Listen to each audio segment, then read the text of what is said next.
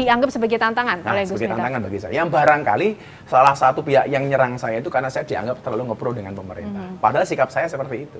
Gus, tapi ada respon yang negatif juga. Tadi 20% Gus Miftah bilang lah. Termasuk juga ini tidak hanya dari netizen, tidak hanya dari tengah masyarakat, tapi juga dari tokoh-tokoh ulama, dari tokoh kiai juga ada yang melihat bahwa tindakan Gus Miftah ini salah. Bagaimana Gus Miftah? Ya saya menghormati pendapat mereka. Tapi dengan segala hormat saya juga punya pendapat sendiri dari guru-guru saya.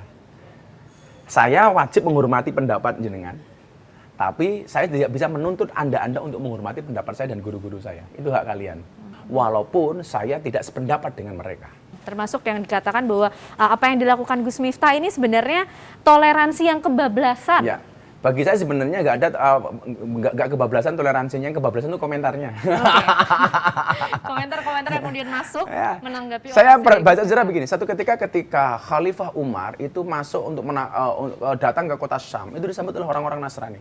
Dan kemudian diadakan jamuan makan untuk menyambut kedatangan Khalifah Umar. Dan ternyata Umar nggak mau masuk, karena jamuannya di gereja. Tapi Umar mengutus Sayyidina Ali untuk datang, dan Sayyidina Ali datang. Makan dan minum di dalam gereja. Artinya Umar nggak mau datang, tapi Ali datang. Karena posisinya Umar waktu sebagai khalifah, sebagai presiden. Kemudian banyak yang bertanya-tanya, kenapa kok Umar nggak mau datang? Ternyata Umar khawatir kedatangannya dikira mau merebut gereja untuk dijadikan masjid. Dan saya di sana tidak ada acara makan-makan loh. Saya hanya sekedar datang, bahkan minum pun saya tidak. Kenapa? Kan pas puasa. Artinya yang disampaikan poin-poinnya oleh Gus Miftah pada orasi kebangsaan, apa sih yang ingin digarisbawahi oleh Gus Miftah di sini? Saya ingin memberikan pemahaman kebangsaan dan keagamaan yang benar. Saya ingin memberikan pemahaman tentang Pancasila yang benar. Bagaimana bertoleransi yang benar. Bagaimana ketika kita berbeda agama, ras, suku, dan golongan. Dan itu saya rangkum dengan bahasa-bahasa guyonan saya. Termasuk saya memberikan gambaran soal kerukunan adalah ketika berbicara Indonesia. Bangsa Indonesia ini kalau belajar kerukunan, belajarlah dari sambel. Sambel itu bahan bakunya beda-beda. Ada cabai, bawang putih, bawang merah, ada terasi, ada garam. Dia ditumbuk di satu tempat yang sama, namanya cobek. Begitu dia kumpul jadi satu, lembut jadi satu, cabai tetap tidak kehilangan cabai, identitas cabainya. Demikian juga dengan bawang putih, bawang merah, dengan terasi. Tetapi ketika dicampur aduk menjadi satu dengan tidak menghilangkan identitasnya masing-masing, rasanya nikmat, ya kan? Tetap saja ini rasa cabai, orang tahu ini rasa garam, ini rasa terasi. Coba Anda bayangkan kalau Anda makan sambal yang dimakan cabainya dulu, baru bawangnya dulu, atau sambal di situ kemudian egois. Ini enak gara-gara aku cabainya, ya udah nggak usah dikasih terasi, kan jadi nggak enak. Makanya syaratnya adalah kembali ke kamarnya masing-masing. Kembali ke kamar masing-masing. Tanpa harus menjelekkan agama orang lain. Dan tidak ada toleransi yang kebablasan menurut Tidak ada toleransi yang kebablasan. Kecuali kemudian ketika saya di situ mengikuti peribadatan mereka, itu namanya toleransi yang kebablasan. Saya Miftah yang hadir di gereja tetap dengan asyhadu alla ilaha illallah wa asyhadu anna Muhammad Rasulullah. Belum selesai dengan toleransi yang kebablasan, Gus. Kemudian ada juga yang menyampaikan kalau Gus Miftah kemudian dinilai kafir.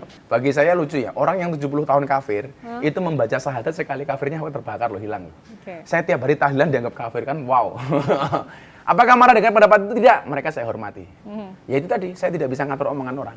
Tapi yang bisa saya lakukan, bagaimana saya merespon omongan orang. Kemudian saya juga membaca ada yang menyampaikan di Amerika bahwa setelah mendengar orasi kebangsaan dari Gus Miftah, justru kemudian dia menjadi semakin kuat imannya. Nah, ini saya tunjukkan kepada teman-teman TV One. Saya dipikir itu settingan. Dipikir itu jelas settingan Gus Miftah. Supaya membenarkan apa yang dia lakukan. Kita lihat. Ini saya kasih nama karena dia mau datang ke Indonesia. Karena kan kontak saya banyak. Dia WA saya hari Selasa. Sekarang hari Kamis. Kita bisa lihat ya. Kita bisa lihat. Kita bisa lihat bahwa ini bukan setting. Ini kan. Dan dia memperkenalkan diri kan. Nah. Sebelumnya Gus Miftah mengenal? Enggak, tadinya ini kan nggak ada nama. Saya kasih nama karena dia udah memperkenalkan diri dan dia akan ada komunikasi lanjutan dengan saya. Assalamualaikum, saya Gus Miftah. Salam kenal sebelumnya. Dan saya dapat nomor Gus Miftah dari seseorang. Saya mau nanya-nanya Gus, saya baru masuk Islam beberapa bulan yang lalu. Dan saya ada keluarga lain yang berencana ingin masuk Islam juga. Kebetulan kami sekeluarga tumbuh dan besar di Amerika. Tentang agama pun kami tidak mengerti sama sekali. Apakah bisa komunikasi lebih lanjut dengan Gus Miftah? Saya sangat terkagum dengan ceramah Gus Miftah di gereja beberapa hari yang lalu. Dan bagi saya ini bukan sebuah kebanggaan. Ini bagi saya beban. Masa iya sih saya yang sudah mengislamkan ratusan orang hanya gara-gara itu dibilang kafir? Please deh. Anda baca kan? Artinya saya ini bukan buat-buat kan? Yep. Tapi tolong nanti namanya di anu ya, nggak usah disampaikan, kasihan orangnya. Oke, Gus, tapi tadi disampaikan oleh ada yang menghubungi Gus Miftah disebut bahwa selama ini dia melihat ustadz-ustadz yang kemudian dinilai justru ajarannya kasar, keras. Seperti apa sih Gus Miftah melihat ini? Ada memang benar seperti ya, saya tidak bisa mengatakan itu. Ini kan perspektif dia. Yang jelas saya selalu mengatakan, ketika seseorang masuk Islam, wajah Islammu besok seperti apa itu tergantung pintu masuknya. Kalau pintu masuknya suka marah, ya Islam akan penuh dengan kemarahan. Tapi kalau pintu masuknya ramah, maka Islam akan menjadi Islam yang ramah dan menyenangkan. Dan itulah alasan Deddy Corbuzier kenapa dia masuk Islam melalui saya. Artinya Gus Miftah juga melihat bahwa masih ada kemudian cara-cara yang kurang tepat untuk bisa menyampaikan ajaran-ajaran Islam yang kemudian mendamaikan, menyejukkan. Saya tidak akan menjawab itu, ini perspektif orang yang WA saya seperti itu. Oke. Nah, yang jelas, siapapun ustadznya, siapapun kiainya, siapapun gurunya, yang dia memberikan sumbangsih terhadap dakwah dan Islam, saya hormat kepada mereka-mereka, walaupun berbeda pendapat dengan saya.